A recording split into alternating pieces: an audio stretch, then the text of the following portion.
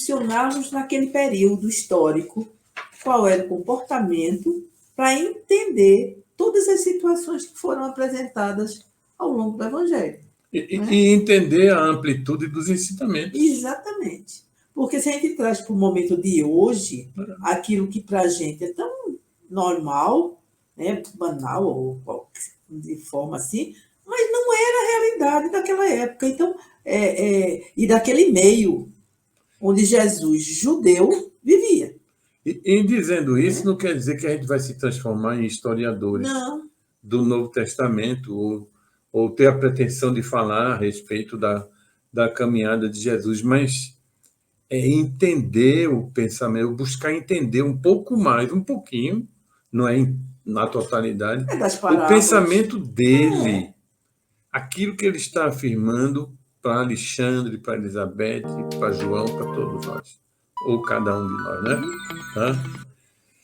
A gente viu na semana retrasada a parte introdutória, que fala sobre o objetivo dessa obra, e hoje, então, a gente vai falar sobre o item tem como título a autoridade da doutrina espírita.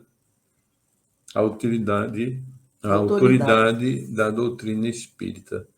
Tá? Então, a gente sabe que isso aqui foi trazido para nós, para a humanidade, no século XIX, o momento que Deus justamente escolheu, com toda a sua assessoria direta, né?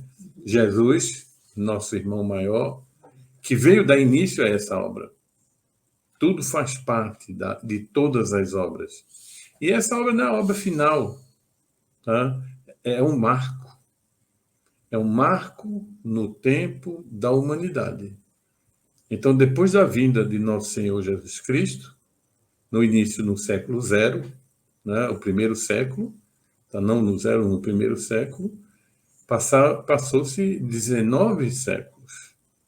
19 séculos para a gente atingir, quando digo a gente é a humanidade, a maturidade de começar a dizer, não, agora vocês estão grandinhos, mas vão receber algumas informações a mais para a sua própria evolução.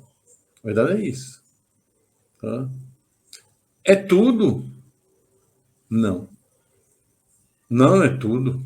Inclusive, no texto aqui já tem trazido justamente isso aí. Como Jesus disse, não disse tudo. Eu não disse tudo. Vai vir o Paracleto, ou Paráclito, tá? Que irá revelar algumas coisas do que ele já foi dito, tá? Praticamente de uma forma parabólica, como a gente viu, e deixou muita coisa em aberto, porque não tínhamos, durante aquela passagem, a maturidade de entender aquilo. Como ainda não temos hoje a maturidade de entender muitas coisas, né? Tá? Então, vamos lá. Autoridade da doutrina espírita, controle universal dos ensinos dos espíritos.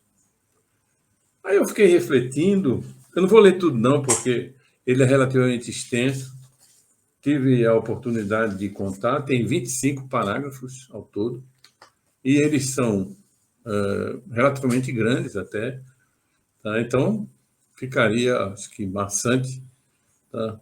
Eu sugiro que vão atrás, que é uma leitura interessante, muito interessante, tá? Que conta aquele momento, aquela ideia, e que não era a ideia daquele momento, é a ideia de hoje.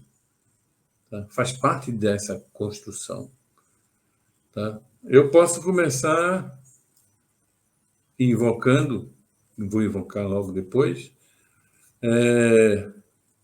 um dos ensinamentos que São João nos traz no 4º capítulo do seu Evangelho, né? Meus amados, observai se os espíritos são de Deus. A gente vai falar sobre isso. Tá? E aí, a autoridade da doutrina espírita. Eu fiquei pensando, vamos fazer aqui uma abordagem de forma que a gente vai sempre procurando nas palavras os seus significados, né? Doutrina. Doutrina. Doutrina espírita ou doutrina dos espíritos? Doutrina. Conjunto coerente de ideias fundamentais ou básicas a serem ensinadas e transmitidas. Veja. Aí eu gostei muito do adjetivo. Conjunto coerente de ideias. E tem que ter coerência. Tem que formar um corpo. Não pode se chocar. Tá? E a doutrina, aquilo que deve ser ensinado, a gente ensina o quê? Conhecimento. Conhecimento. Muitos de nós conhecem o Espiritismo como Espiritismo de linha branca, Espiritismo de Allan Kardec. Tá? Isso não existe. O termo, inclusive, dá lá a doutrina dos espíritos. O cidadão que assumiu o codinome de Allan Kardec, ele fez um trabalho fenomenal. Em um período de tempo pequeno, lembrando que não tinha nem luz elétrica, nem e-mail, não, na época, né? Não dava para estar trocando informações nessa velocidade toda. Mas ele compilou uma série de 5 livros, né? Num período, né, relativamente curto, trabalhando exaustivamente, com critério científico. E aí ele apresentou justamente como sendo uma doutrina filosófico-científica. Né? Doutrina filosófica-científica. A ciência é a revelação, no caso, a revelação das leis que regem o mundo espiritual. Foi o início, não foi tudo, claro. Tá? Foi o início. Uma verdadeira revolução. Uma verdadeira revolução. E a filosofia, Kardec defende que a gente, quando for se reunir num centro espírita, quando a gente for analisar, a gente leve lápis e papel.